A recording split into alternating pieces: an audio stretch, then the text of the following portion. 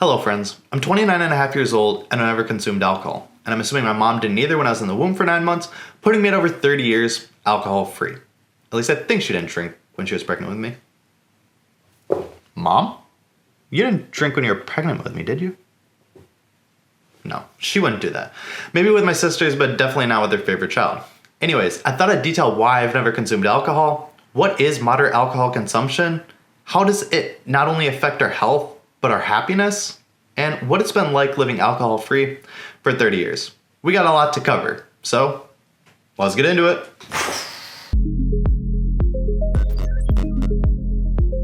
I was raised in an alcohol-free house. I've never seen my dad consume alcohol, and I've only seen my mom consume alcohol maybe 5 to 10 times, usually at weddings throughout my lifetime.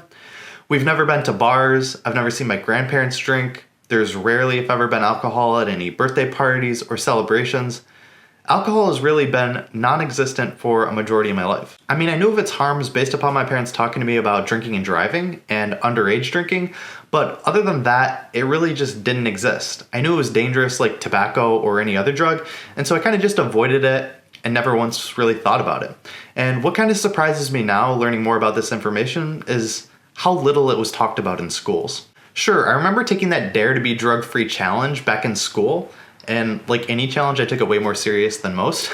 But even then, it was only talked about in terms of really drinking and driving and underage drinking. It was never talked about in the harmful way that cocaine or meth or heroin was talked about. And after doing a lot of research on this topic, I still can't understand why. Back in 2010, a multi-criteria decision analysis was published in The Lancet that attempted to determine the most harmful drug. And it did so by looking at 2 main categories. 1, harm to its users, which included things like disease, death, dependence, loss of personal items, loss of personal relationships. And 2, harm to others, which included things like injury, crime, family adversities, and community harm. And what that study found was that alcohol was by far the most harmful drug, beating out the likes of heroin, meth, tobacco, and cocaine. And it was the most harmful drug to others by a large margin. So why is that? Well, there's numerous reasons for this. First, as was mentioned back in my DARE program in school, 30% of all driving fatalities involve alcohol. Despite everyone knowing that drinking and driving is dangerous and shouldn't be done, once alcohol is in someone's system and their decision making is degraded, it becomes a lot more common than it should. And second, alcohol is one of the leading causes of divorce. In an observational study performed on Harvard men over 75 years, it was shown that 57% of divorces involved alcoholism. Alcohol not only puts a strain on marriages, but also puts a strain on personal relationships and family members as well. Now you might be thinking that it's possible to consume moderate amount of alcohol and not harm others. Maybe you've even heard that alcohol can help extend life and prevent heart disease. Maybe alcohol really isn't that bad. Now this is pretty interesting. Studies used to show that moderate consumption of alcohol led to decreased risks for heart disease and mortality. And as you can see from this chart, people who drink 1 drink per day actually had lower risks for mortality than those who didn't drink at all. And this was held by news outlets, alcohol companies, and alcohol consumers who now thought that drinking a moderate amount of alcohol was actually healthier than not drinking alcohol at all. But new research has identified a critical error that plagued previous studies: the sick quitter effect. The sick quitter effect is when people who are sick, possibly from consuming alcohol in the past, go on to quit alcohol for the betterment of their health. Or it's when people have an underlying disease that prevents them from drinking in the first place. Either way, these people are sick in the first place and they're included in the study's results for not drinking at all. And those people are more likely to die from various diseases because they're already sick, compared to people who are drinking maybe 1 drink per day, 7 drinks per week. But once you control for the sick quitter effect, you get results that look more like this: a dose-dependent effect for alcohol consumption on mortality. The more you drink, the more likely you are to die.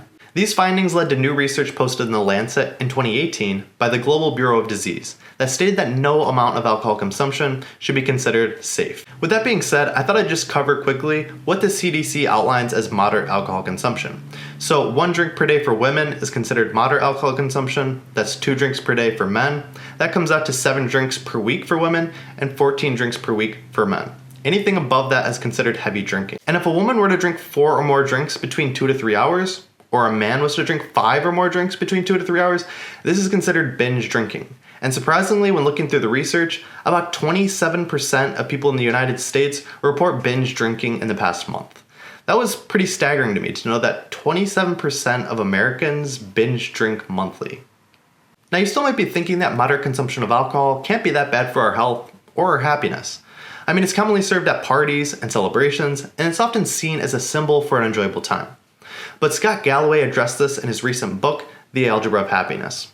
In this book, he looked at that same study I mentioned earlier, the Harvard Grant study, that followed men along for 75 years of their life. And in this book, what he stated, based upon that Grant study, is that the presence of one thing in a man's life predicted unhappiness better than any other factor: alcohol. It led to failed marriages, careers coming off the tracks, and bad health. And I think this can't be overstated. In the short term, alcohol can bring pleasure based upon its release of dopamine into the brain. And it's why you feel good while drinking. But over the long term, on average, alcohol decreases your happiness. It increases your risk for depression, and it often leads to dysthymia, which is a condition where you just lose interest in normal everyday activities. Alcohol is really just toxic for our mental health, but it's also toxic for our physical health too. So here are a few ways it affects our physical health too. Cancer. According to the CDC, all types of alcoholic drinks, including red wine and white wine, beer, cocktails, and liquor, are linked with cancer. The more you drink, the higher your cancer risk. The liver. Alcohol consumption puts stress on the liver to detoxify the body, which causes the liver tissue to stiffen up. This can commonly lead to liver disease and even liver cancer. Testosterone. Consumption of alcohol decreases testosterone levels significantly. And while there's a stereotype that's pretty popular around beer and manliness, beer can actually make you less manly. Overeating. Not only is alcohol filled with a ton of empty calories, but consumption of alcohol actually leads to a higher consumption of food too. And sleep. It's a common misconception that consumption of alcohol can help you fall asleep quicker. But what alcohol actually does is it helps put you into sedation, which is very different from sleep. A lot of sleep studies have been performed that look at alcohol consumption and sleep, and what they see is a significant decrease in the electrical quality of your sleep, as well as a decrease in the continuity of your sleep, meaning you're waking up a lot more throughout the night. So knowing that alcohol can't make me safer, healthier, or happier, I just haven't found any reasons for why I should start drinking. But I thought I'd just share with you a few personal stories from my experiences not drinking, as it might provide a little bit of a personal perspective. Entering college, I was worried about the peer pressure, especially being on a sports team, about drinking alcohol, especially when it came to parties. And it's why I avoided parties for most of my college career. But on one baseball spring trip, it was really unavoidable. I was in another state and I really had nothing else to do other than be at the baseball party. So I went to the baseball party and I made it clear that I wasn't going to be drinking alcohol. And once I made that clear to everyone, a lot of the peer pressure just evaporated. And that kind of surprised me. And I kind of thought it was cool that everyone was okay with me not drinking alcohol once I made it clear that I wasn't going to do it. So instead, I did give into the peer pressure of playing their drinking games using Sprite instead, which wasn't that great of an experience. Eventually, I ended up leaving early with a few different friends, and we went back and finished watching The Bachelor, because, I mean, it's a pretty good show. And since then, I still tend to avoid situations where alcohol is present. In my experience, when alcohol is present, I've found that like 30% of the conversation usually evolves around what people are drinking, what people are going to drink, and their various drinking stories. And it's kind of hard to relate to a lot of that when you don't drink. And so those situations, those conversations just aren't as relatable to me.